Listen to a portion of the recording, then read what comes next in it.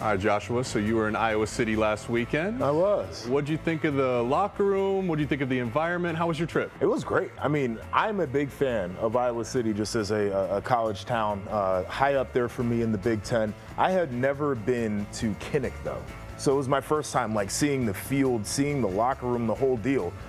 There we have the photo of the locker room from Friday before the game. You see the pink towels, pink lockers there. It's supposed to make the teams more docile, and I think it worked after halftime. Even got pink urinals, by the way, because Michigan State did not come out and play well in that second half. You can see the vibes out there. They were immaculate. That place is lit up, but this is disgusting. Folks in Iowa City, that's dirty. We need to make sure we take care of our campus. We shouldn't behave like that. I'm a little bit shocked to see that. I wouldn't have expected that from Iowa fans. Now, is that why you're wearing this color today on the show? It's a good color on you. Were you trying to match the locker room for this? It treated you that well? No, I was trying to do the whole red corner thing, but my sweatshirt's faded, so it looks a little bit pink. But I see you got the blue corner on today. I do, yeah. A little light blue. So pink corner, light blue corner. Yeah, it's I think good. we ought to rebrand the show here. You want a quick story? Yeah. I'll tell you after the break. Okay, well, listen, guys, welcome into Red Corner, Blue Corner. We're excited to have you here for another show. I'm excited to be joined, as always, by my co-host, Joshua Perry, the captain of Ohio State and national champion. And that is Jake Butt. You all know him as the All-American tight end from Michigan, won a Mackey Award in his day, was a great player and leader for the Wolverines. And we have to intro you guys as well, because you're part of the show. And with that in mind, how you participate is make sure you scan that QR code to vote on today's poll. Dealer's choice. I can't wait to see how this one turns out. Who's going to win the Big Ten West? Good luck trying to figure this out. That's why we're coming to you for some questions. And make sure you chime in on YouTube, the chat. We do read your messages. Yes. We do bring you onto the show. So chime into the YouTube chat. Joshua, another week in the books. Yeah. I think we have a lot of clarity of the beasts in the East. But as we just previewed, who's the best in the West? So I want to give you the floor here as we rate our top 3 teams in the Big Ten West. Coming in at number 3 for you is Purdue Boilermakers. I don't love this, but here's the thing that I always felt about Purdue, and this is even after the week 1 game that you had against Fresno State, and you did a great job on that game. This is a team that can move the football, I think, as well as anybody in the West and the upper level of some teams in the Big Ten. The ability to get yards has not been an issue for them. It is the finishing of drives that has been a problem, whether it's fumbles, whether it is interceptions, whether it is missed field goals. And I think there was a bit of a revelation, in particular in the third quarter against Illinois this weekend, where they said, we're going to stop getting in our own way, and we are going to capitalize off of it. 21 points in that quarter, and I think that's something they can do regularly against conference competition. So for me, I think the idea that they have put it together a little bit more on offense, the idea that their defense is starting to play much better at this point, I think they're the number 3 team in the West. Why I'm hesitant to agree with you is a big piece of this. Ryan Walters called plays for the defense this week, and they looked a lot better, as to be expected. He's that good of a defensive coordinator. But you can't be a prisoner of the moment, because as good as they've been with the explosive plays, when you talk about sustaining drives, they've been one of the worst teams when it comes to third down on both sides of the football.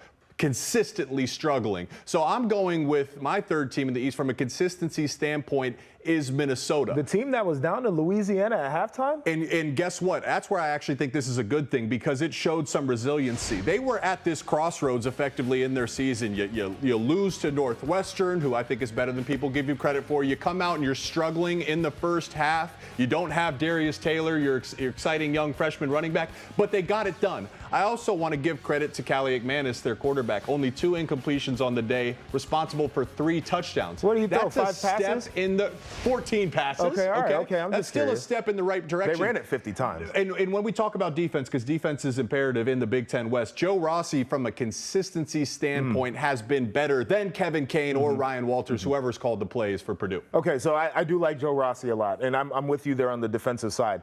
I struggle with a team that lost a 21-point fourth quarter lead. I struggle with a team that is so one-dimensional offensively that you feel like if you can bottle up that run game like Nebraska did early on this year, and they had to go completely to the pass game to feel like they had a shot in that one.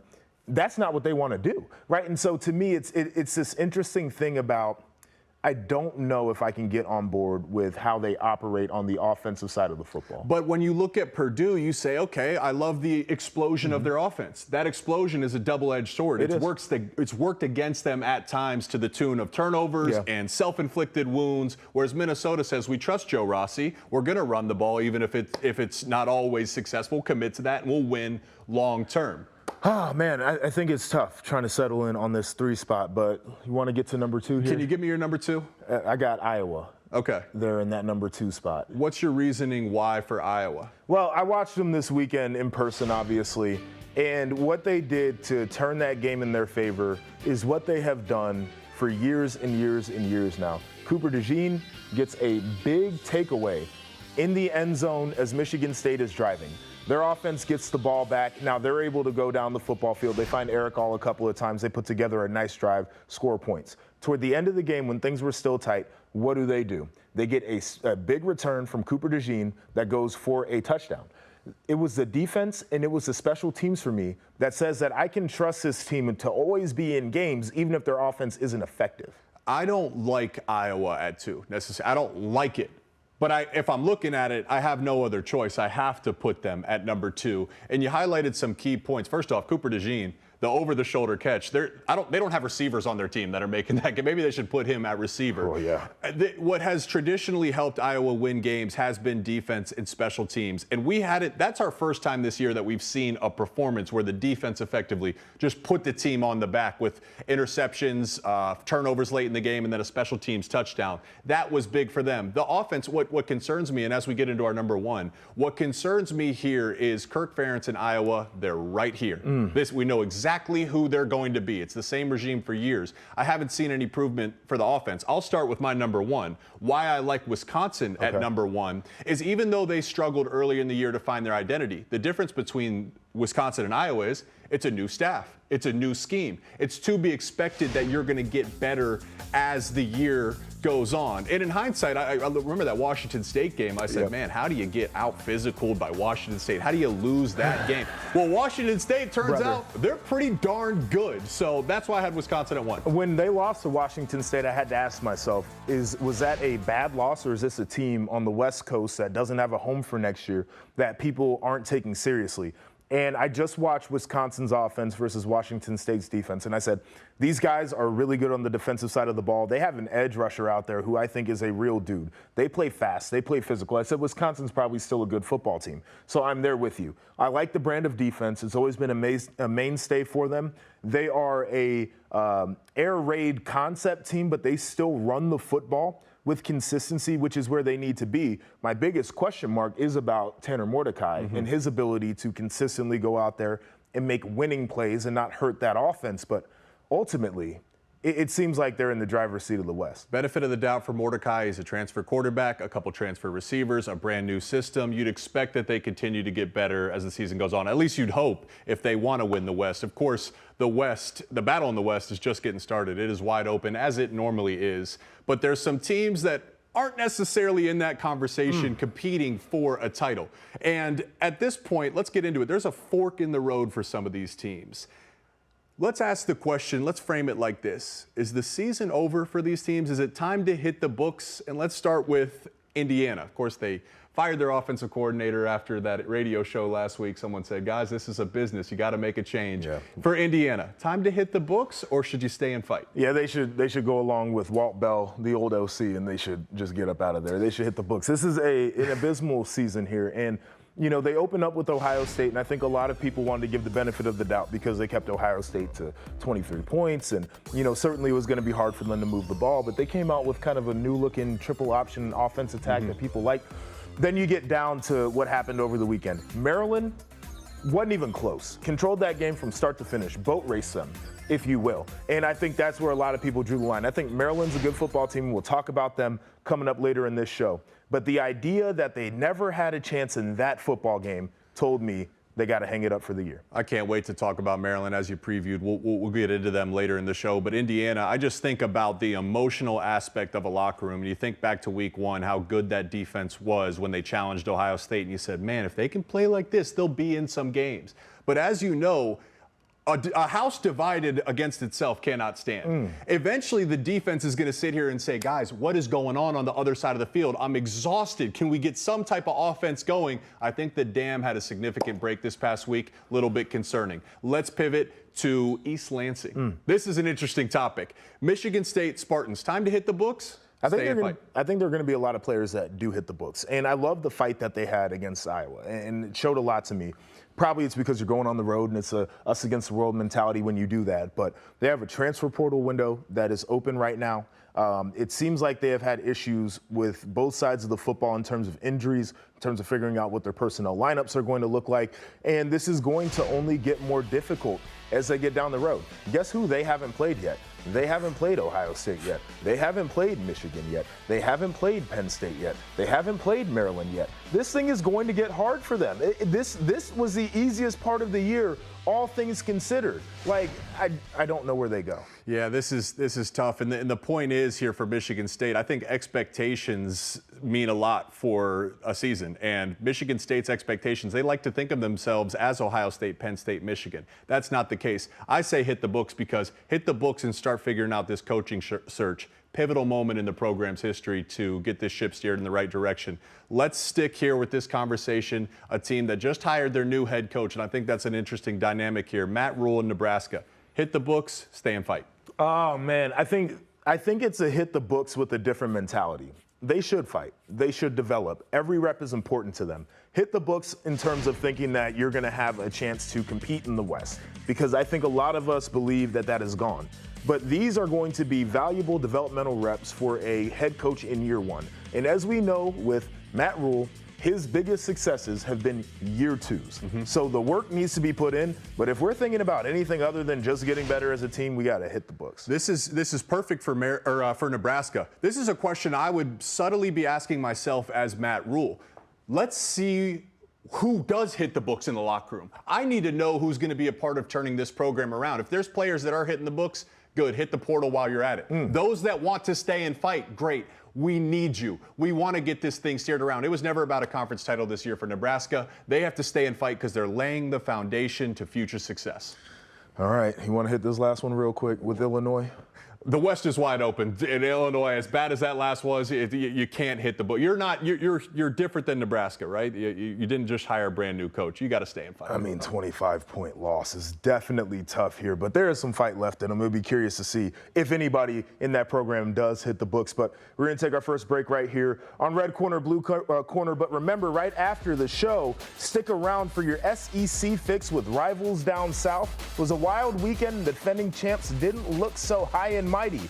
They've got you covered at the bottom of the hour. But up next, we're going to turn our attention to Maryland, who has the best quarterback in the Big Ten. Jake Budd, agree or disagree? JJ, to me, is still the best quarterback, but there's a strong case out there for Taulia Tagovailoa, and he'll need to be the best quarterback in the Big Ten if they want to beat Ohio State this weekend. Spinning the rock. I like the way he's leading. I think the guy's got it. The number one quarterback in the conference. A lot of weapons there. A lot of weapons.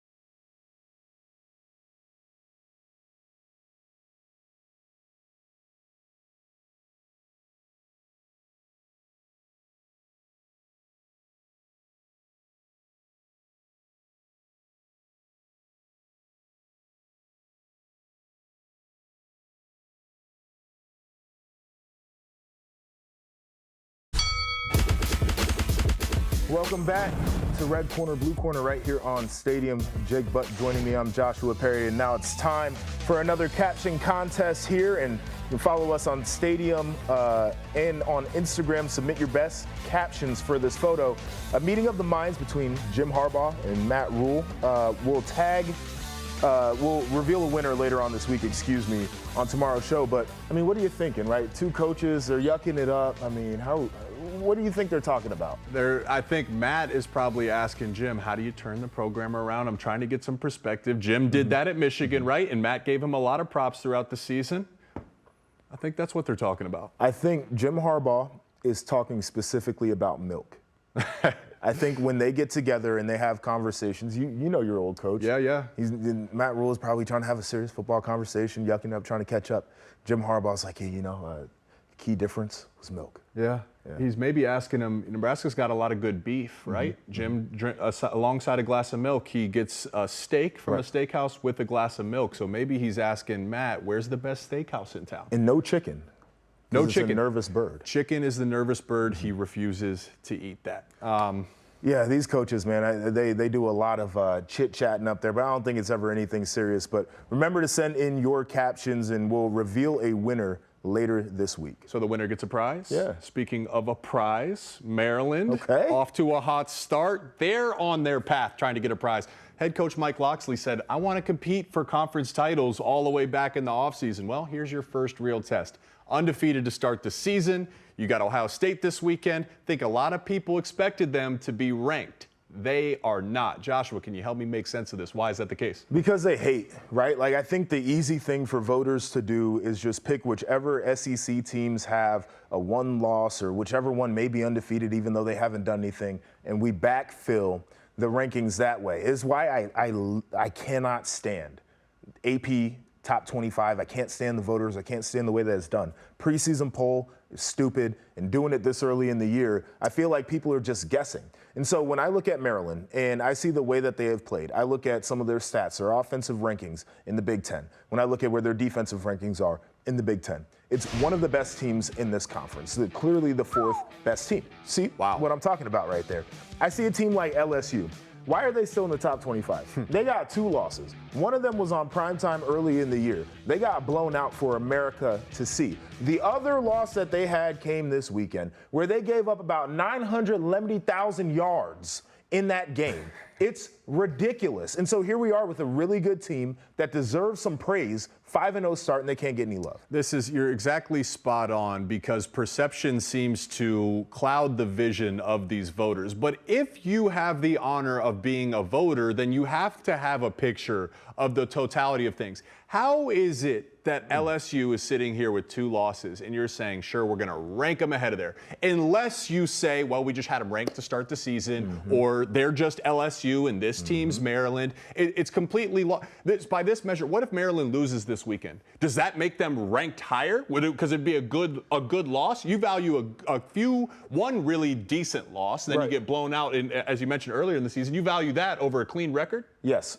I think that's exactly what it is. Like, I don't want to hate on Kentucky here, but I'll just use them as an example. So they beat Florida, and so now they become ranked. And I look at Florida, and I would ask, why were they ranked last week? Because we felt like they beat a Tennessee team that probably isn't that good, that we thought was good at the beginning of the year, and they lost to a Utah team that we had ranked really high to start the year, but that Utah team just lost over the weekend too. It's all of the things I cannot stand about this sport.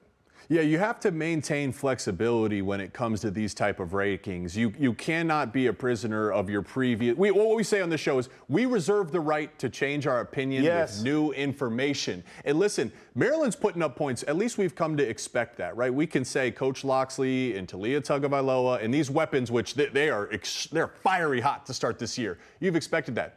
The defense is what's been impressive. Yes. It's complementary football. This is an interesting game this weekend when they play Ohio State. Maybe they'll get some respect on their name. I hope so. I mean, I'm telling you right now, if I'm an Ohio State fan, I've got at least a moderate level of discomfort coming into this game. This Maryland team is good, but it's Monday, and Mondays are for the message board, so we wanted to get you some of the chatter that's been going on. Vamos Azul on MGO blog is doing some planning. Hey, I'm planning to take my wife to Ann Arbor on Friday to the game on Saturday. Looking for some advice. should we wait on the tickets? I've not gone to a game. Like, how do I tailgate? Am I too old to go out? So, you know the hot spots. We can address it going out. Should I wait and get tickets? Wait till game day? Yeah, did you tell your wife ahead of time? Because if you did, you better go get those tickets now or she's going to be really, really disappointed. If you didn't, maybe you could wait, but I wouldn't suggest it. Get the tickets now. And of course, if you have to tailgate, go tailgate. Do the whole experience. This is a great opportunity. Go out on Friday on Main Street, tailgate at the golf course, make sure you have your tickets in play, and then take your wife to the stadium. It'll be a great date. This is what I would do, Mr. Vamos Azul, is I would wait to get the tickets. I would just show up. There's going to be a guy holding a sign, says I need tickets, but he's selling them as well. And he's going to have some physical paper tickets that nobody uses anymore. And he's going to want to charge you an arm and a leg for those. I would buy those and then see if you can get into the game with them. That'd be a good plan for you this weekend. We all need tickets for this next take right here. This is an interesting one for you. So this is coming from Gopher Hole. Thinks this is the start of something for Minnesota. Check this one out, Joshua. Gophers finished 9-3. Tell me I'm wrong. It's happening. Get used to it. Not sure what you guys are watching, but it's all coming together. Gophers 28, Michigan 24. I can't. Maybe it's not parody. If this is serious, Joshua, please respond. Can they do it? This is a hell no for me, right? Going 9-3, no, you're not. They don't even fix your little mind to believe that's going to happen. I'm not saying that they cannot have a successful season. 9-3 is certainly not going to happen. And this idea of beating Michigan, listen, if you can make this a competitive game, go for it.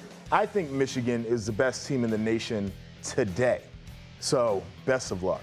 Football's a game of matchups, too. And as you touched on earlier, Joshua, Minnesota has to run the football to be successful. Who's been able to run the football against Michigan to start the year? Nobody. Nobody. Minnesota's not exactly built to overcome that adversity. Be something to watch. All right, let's get this other one. Huskers 28 wants out of the Big Ten. This is a long post, but part of it says, love the Big Ten, but at what point can we say the money they receive is not worth the trouble of what the fans have to keep putting up with and watching and saying in this conference? Listen, let me say this. What conference do you want to go to? You want to go to the Big 12, where Colorado is, and Colorado just beat you guys earlier this year. What conference does, what was it, Georgia Southern? What conference do they play in? Do you want to go into that conference because you lost that? Listen, I understand things are tough. Let's take a deep breath. Matt Rule is a really good coach. You guys can get better. Also, the money you're receiving, really good. Helps to support a lot of things around that university. Let's not get too far ahead of ourselves here. The money is even better than really good. It's the best you could possibly get. You will not get any more money than that in college football. This to me, and I get it, I respect it. Nebraska fans are some of the best in the nation. They love their program. They want to win. Maintain that. But to me, this is years in the making. You don't just get to this take just from this year. This goes back to Scott Frost. Remember the excitement you had when you brought in Matt Rule and everyone says this guy is a pro at turning around programs. It takes time. He's never done it in year one. He's always done it in year two and year three. Save that energy for next year if you don't see some improvement. Yeah, and keep using that money to build that program and the other programs around Nebraska. You'll be perfectly fine there. What we should do tomorrow is we should have a conversation about projecting Nebraska over the next couple years. It's Please. come up twice in this show, and I think it would be worthwhile because I have some thoughts about some other schools that might be on track to maybe build up the program a little bit better, Jake Butt. So you Husker fans, like we said, make sure you tune in tomorrow. We're going to answer some of your questions, give you some hope, maybe, or maybe not.